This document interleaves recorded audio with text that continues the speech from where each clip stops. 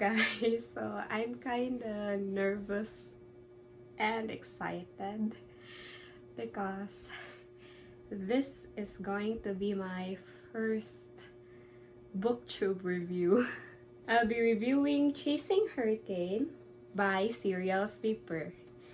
So, a bit of background on how I got this book. So, this book was given to me around the Christmas season, and I only got around to reading it by the new year, I think, or around February, because I don't usually read Wattpad teen flicks because these stories are just not my cup of tea. I don't usually read high school romances. The reason? I don't have any, so I cannot relate. A short summary on Chasing Hurricanes. Our protagonist, Puma, sets up her bitter childhood court with a newcomer who's also seen as a delinquent, Hurricane Shane Valdez. The reason why Puma sets up her childhood court, it is because their parents had an agreement. If both of them are single by the time they turn 18, they'll be engaged to one another. So Puma doesn't want to go with that arrangement. Along for the ride is their blind childhood friend Dilly, who is hesitant but decided to go along with Puma's get-together arrangement. She has other schoolmates who are eager to help her. These schoolmates are Luigi, who is her class president, and your stereotypical Casanova, or the F-boy, of the story, and who happens to be a bit interested in her. But later on in the story, his attraction with Puma was just seen as a bit minor and comedic at best. The next friend we have here is Cooper, who is the son of the vice principal who loves to do weird things. My thoughts on this story. This is such a long while since I read this kind of stories. In this book, the author uses 3 POVs. It's a good thing that the author lets the reader know who's the person currently talking in the story. And these 3 POVs are from our protagonist Puma, and second is Hurricane, and the third one is a third-person point of view. And I didn't have issues with them because it gave some depth to the characters' thoughts. But later on, it kinda bothered me a bit.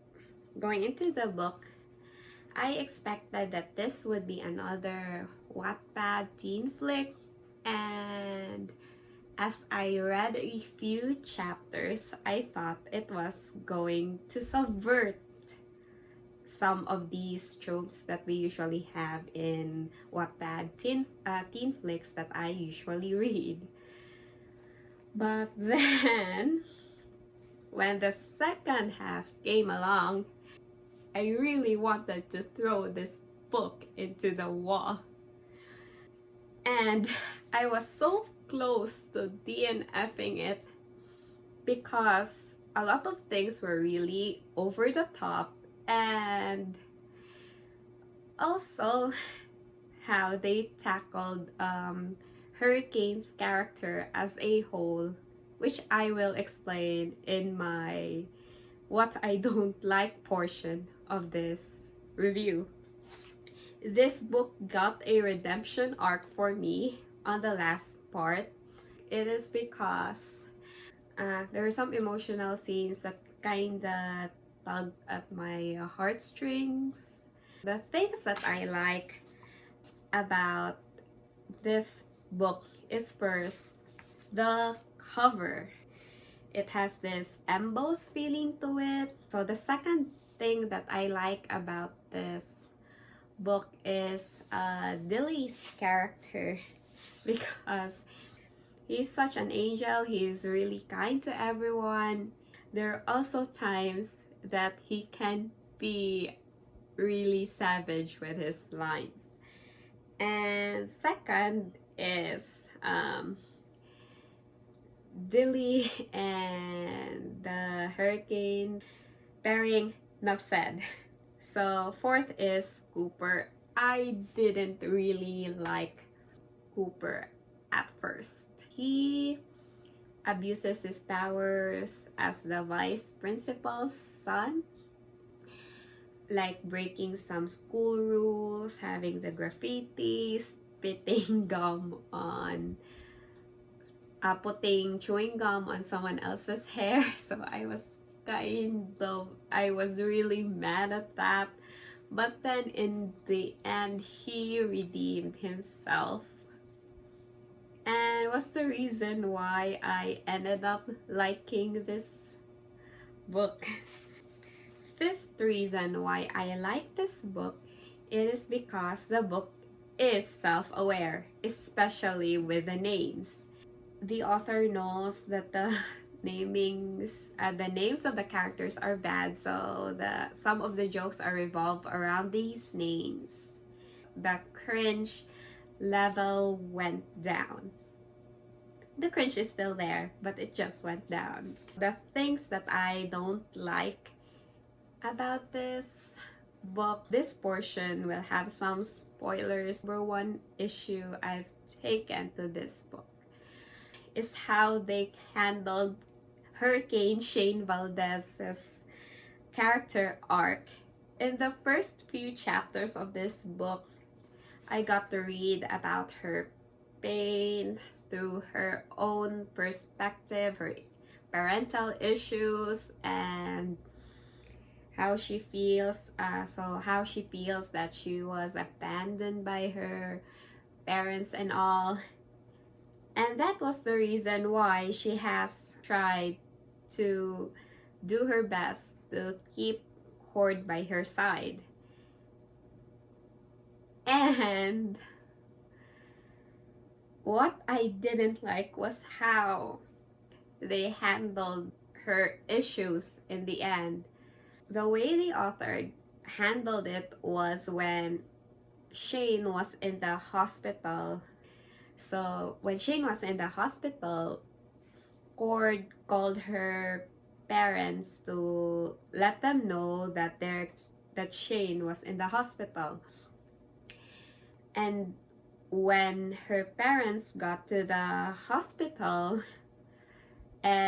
they were of course worried. Just because of this scene, Cord directly inferred that Shane's parents were actually loved her just because of that one scene.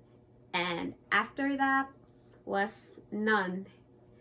That was simply resolved in the background. I don't know how.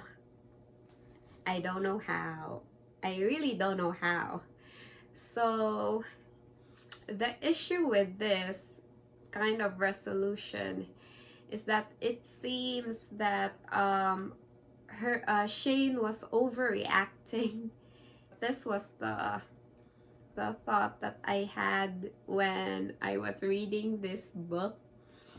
It would have been better if there was a scene or a dialogue allotted to Hurricane talking to her parents about what she felt, and then it would seem that her pain was valid, though she did kind of get into therapy, which was good. She did. So okay, I guess. Ending note for this: while I really did not care for Puma and Gord's relationship. I really like the friendship they had with Dilly, because they took his condition into consideration when they were applying for where they are going to study high school, which was really sweet. The friendships in this book was kind of rushed, but still it's still okay.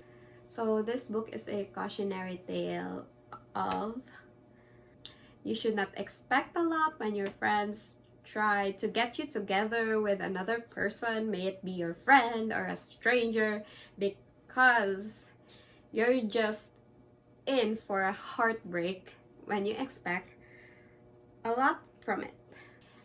Thank you for getting this kind of messy review, and I'll be filming my newbie tag soon. See you soon on my next videos.